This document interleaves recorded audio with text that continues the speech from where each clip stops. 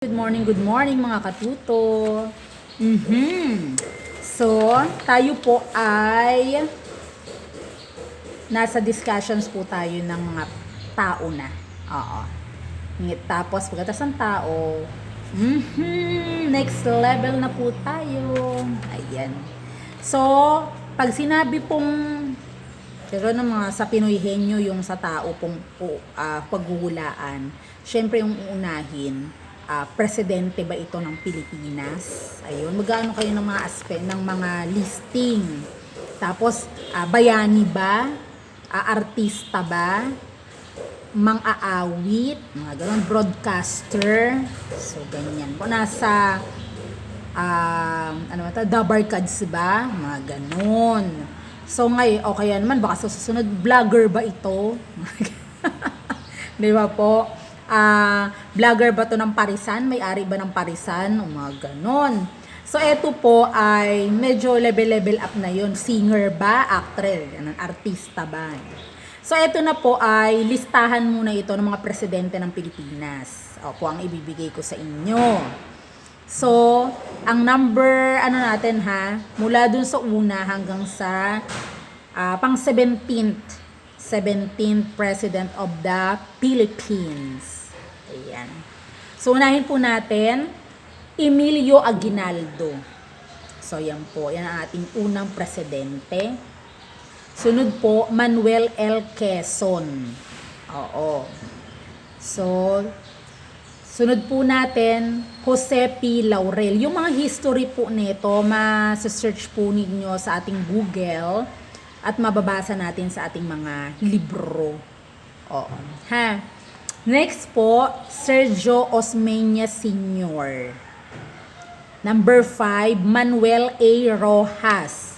Siya po ang lolo ni Mar Rojas. Opo. Yung ating former Secretary of the Interior and Local Government.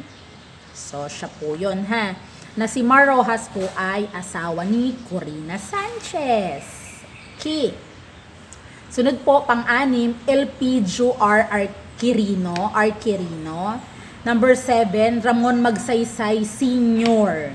So, si Ramon Magsaysay, former president natin na si Ramon Magsaysay, siya po yung presidente na sa airplane nag-crash kaya namatay. Opo. So, ang sabi nga nila, magaling na presidente po ito. Sa bagay, lahat naman magaling, kaya nga sila naging presidente, 'di ba? So, bawat presidente may mga kontribusyon na nagawa. Okay, sunod po natin, Carlos P. Garcia. Sunod po, number 9, Diosdado P. Macapagal. So, siya naman po ang tatay ni former president natin, Gloria Macapagal Arroyo. Tatay po niya yun.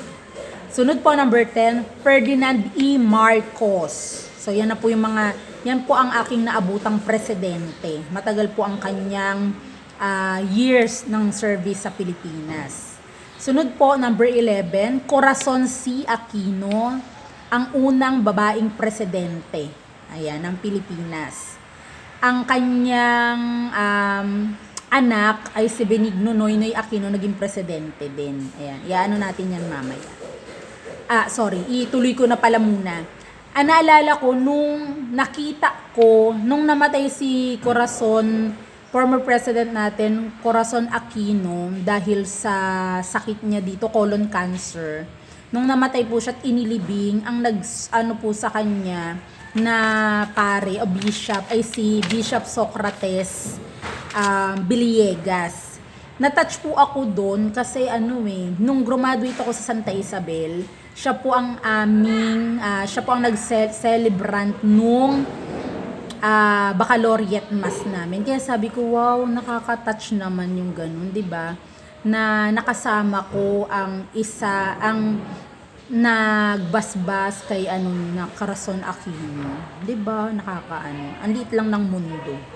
Okay, sunod po, Fidel V. Ramos, then Joseph Estrada, then Gloria Macapagal Arroyo. Yun na nga. So, ang tatay nga niya si Diosdado Macapagal. Sunod po, pang 15th, Benigno Aquino III. 'Di ba? Benigno Aquino, siya naman ang syempre nag-iisang anak na lalaki ni Corazon C. Aquino. Okay, sorry. Gloria Macapagal-Arroyo, pangalawang babaeng presidente ng ating bansang Pilipinas. Ayan. Next, 16, Rodrigo Roa Duterte. Okay, siya po ang ating presidenteng pang-17. At ang pang-17 ay Ferdinand Marcos Jr., ang anak ni Ferdinand E. Marcos. Okay, tatay po niya yon. So, ito po ay listahan ng mga presidente ng ating Pilipinas. Ha? Sunod po, isusunod ko na, ano naman tayo, yung mga bayani. Oo, mga bayani. Sino-sino ba yung mga bayani natin? Sige nga, magbigay nga kayo ng example. O, pakilagay dyan sa ating comment section. Merong, sa mga babae, Melchor Aquino, yan ang sikat. Nasa coins pa nga siya na parang pabulaklak eh, Melchor Aquino. Sunod po natin, Emilio Jacinto. O, diba? Meron pa tayong Andres Bonifacio. O, sino pa po? Sino pa po?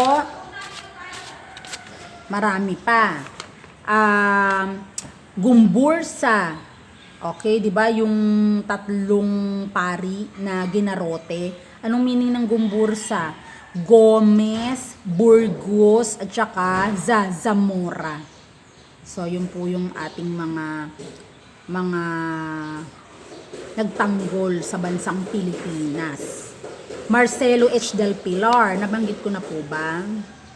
Tapos, kung may Apolinario Mabini, yan ang mga ano, kaya more on, yung mga medyo may edad nating mga kakilala, mga dun kinuha ang kanilang mga pangalan.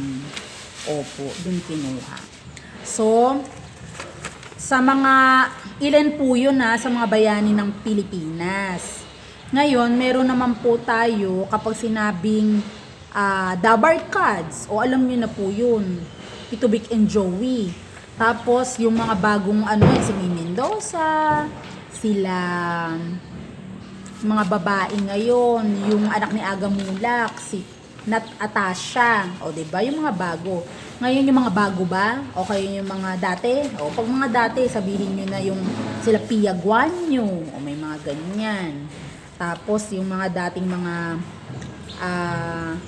naging parte ng Itbulaga, Connie Reyes, mga ganon. Sino pa ba?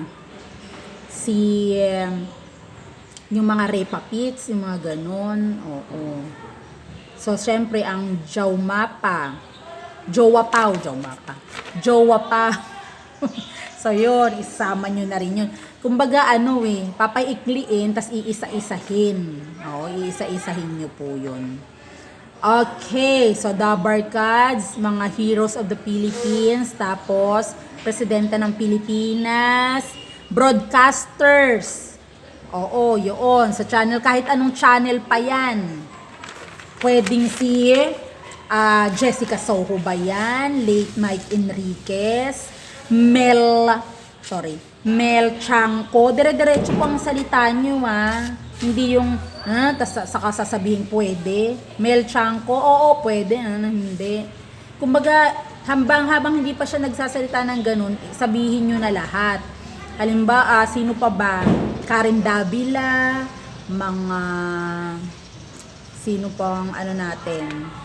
Aside from Karen. Tapos, yung ibang wala na, pwede rin banggitin nyo yun. Pero eto, buhay pa po yan, Noli Di Castro. Yan. Tapos si Steve Daiglesan. Na ngayon, pilot na. May mga ganun din. Tapos yung mga reporter, Bernadette Sebrano. O, diba? Tapos yung mga, sino pa? Si Cara David, sabi ko na sa inyo, no? So, ganun. Aanuhin po ninyo, isa-isahin nyo po, hindi ko ganun makapag-isado, pero kayo na po ang mag-isa-isa nun, ha? Shout out sa sumigaw kanina si Ate Karen. Shout out kay Ate Karen. So yun po. Ano na po, kayo na po mag-isa-isa nun para tapos dire-diretsuhin nyo ang salita. Hanggat hindi nakasabi, pag sinabing foreign, ano pala, broadcaster, okay, foreign singer or ano, dancer or ganito, hindi pala siya local, international, doon na po kayo mag-isa-isa. Ha? Mga singer doon, okay, broadcaster. Okay, sige po, until then, sana po nakatulong. Ayan, nakatapos na tayo sa mga tao.